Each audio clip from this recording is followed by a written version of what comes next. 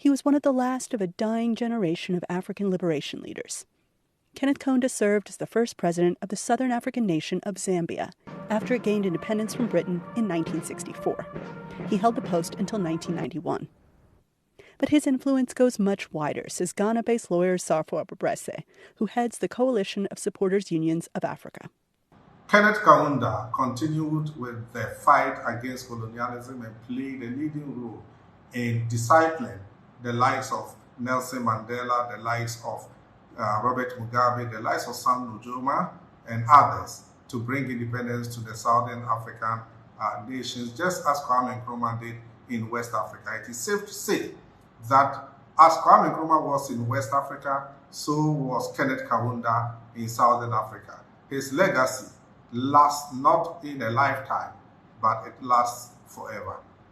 Here he is in 1962, coolly addressing what was, in those days at least, a pertinent question about the end of British rule and its racist policies in what was then called Northern Rhodesia.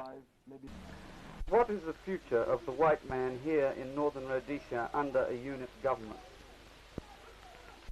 Well, in fact, if I may take this to the individual, I would say any white individual, man or woman, has exactly the same rights under unity government as I personally have. In other words, the rights of the whites will not be affected at all. That's exactly what I mean. But you will have equality among the two races. Exactly.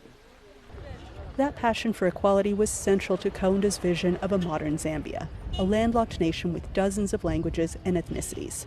So he always promoted this motto of Zambia being one Zambia and one nation, because he managed to forge a nation out of a group of very disparate ethnic dialects, and that has been quite an achievement on the African continent, not only in Zambia. Kaunda was born in 1924, the youngest of 8 children of missionary teachers from neighboring Malawi.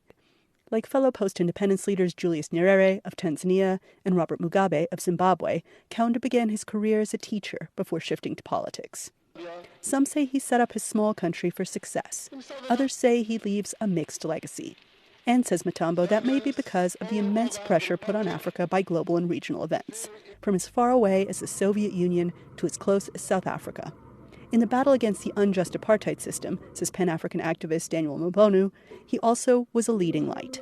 By his contribution in raising awareness on what was happening in South Africa, he made the world understand the harsh realities of apartheid in South Africa, and was a voice for South Africans, the United Nations.